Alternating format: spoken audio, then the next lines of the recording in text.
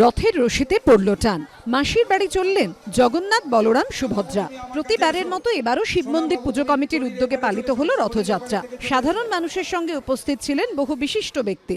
এই ঝাড় দিয়ে এবার আমরা পুরো ওয়ার্ডে ঘুরবো, একটা রাউন্ড করব।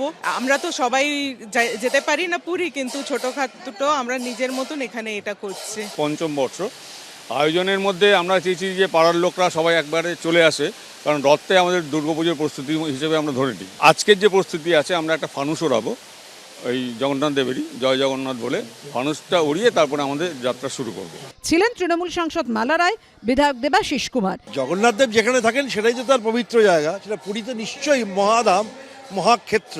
আর এখানেও যেখানে জগন্নাথ দেবের মন্দির, জগন্নাথ দেবে থাকেন, সেটাই আমাদের কাছে পবিত্র ভূমি। ডিসি সাউথ থাকাকালীন এই রথযাত্রায় উপস্থিত থাকতেন আকাশ মাঘারিয়া। এদিনও সপরিবারে উপস্থিত ছিলেন ডিআইজি প্রেসিডেন্সি রেঞ্জ। সত্যজিৎ বৈদ্যর report, ABP Ananda, Kolkata.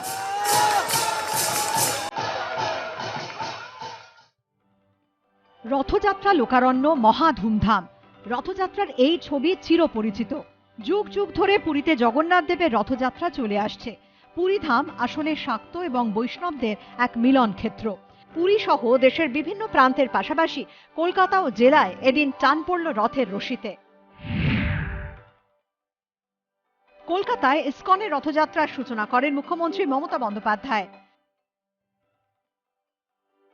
Minto পার্কে ইসকন মন্দির থেকে রথযাত্রা শুরু হয়। AJC Bose Road, Sarat Bose Road, Hazra Road, Exide মোড় হয়ে পার্ক স্ট্রিট ঘুরে আউটরাম রোড ধরে ইসকনের রথ পৌঁছয় পার্ক স্ট্রিট মেট্রো স্টেশনের পিছনে ব্রিগেড প্যারেড গ্রাউন্ডে। আগামী 7 দিন এখানেই থাকবে রথ। 28শে জুন সেখান থেকেই শুরু হবে উল্টো রথযাত্রা।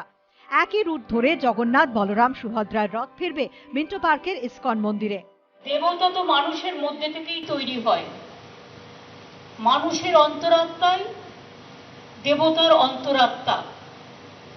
দেবতা তো একটা মাটির পুতুল নয়, দেবতা তো একটা কাঠের পুতুল নয়। দেবদেবীর মধ্যে দিয়ে আমরা আমাদের হৃদ বাসনা, আমাদের মনোবাঞ্ছা, আমাদের মনের স্বপ্ন, আমাদের মনের ব্যথা, আমাদের মনের কথা, আমাদের মনের সুখ দুঃখ সবকিছু দেবতার চরণে অর্পণ করি। তার কারণ আমাদের এটা বিশ্বাস। মহাজাতি সদনের কাছে all India kirtan Baul and development welfare ট্রাস্টের উদ্যোগে এক অনুষ্ঠানে যোগ দেন শুভেন্দু অধিকারী। রাস্তা ঝাড় দিয়ে রথযাত্রার সূচনা করেন তিনি। বীরভূমে তারাপীঠেও পালিত হলো রথযাত্রা। তবে সেখানে জগন্নাথ, বলরাম, সুভদ্রা নন, রথে চাপেন মা তারা। জগন্নাথের রথযাত্রার দিনই তারাপীঠের মন্দির থেকে পিতলের রথে চড়ে নগর ভ্রমণে বেরোন মা। তারা মায়ের বিগ্রহকে গর্ভগৃহের বাইরে আনা হয় শুধুমাত্র এই দিনেই। নদিয়ার মায়াপুর ইসকন মন্দিরে রথযাত্রা উপলক্ষে দিনভর আয়োজন করা হয় নানা অনুষ্ঠানের। হাজির দেশ বিদেশের পর্যটকরা।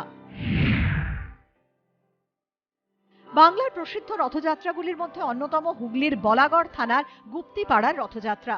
সারা বছর জগন্নাথ দেব বৃন্দাবন জিউ মন্দিরে থাকেন। রথযাত্রায় মাসির বাড়ি যান। জানা যায় 1740 সালে এই উৎসব শুরু হয়। এবার 284 বছরে পড়ল গুপ্তিপাড়ার রথযাত্রা। 240 বছরে পা দিল মহিষাদল রাজবাড়ির রথযাত্রা। 1776 সালের রানী জানকী দেবী এই রথযাত্রার সূচনা করেন। সেই থেকে প্রথা মেনে রাজপরিবারের লোকেরাই প্রথম রথের রশিতে টান দেন। তারপর টান দেন ভক্তরা। জগন্নাথ, বলরাম, সুভদ্রার জায়গায় রথে থাকেন মদন গোপাল। বাংলার রথযাত্রার ইতিহাস অতি প্রাচীন। বাংলার নানা প্রান্তে শতাধিক বছর ধরে বহু রথযাত্রা হয়ে আসছে। পুরীর মতো এই বাংলাতেও রথযাত্রায় বৈষ্ণব এবং শাক্ত ধারার মিলন লক্ষ্য করা যায়। বাংলার বহু বাড়িতে জগন্নাথ দেবের রথযাত্রার দিনই কাঠামো পুজো করে দেবী দুর্গার আরাধনার সূচনা করা হয়। এবিপি আনন্দ।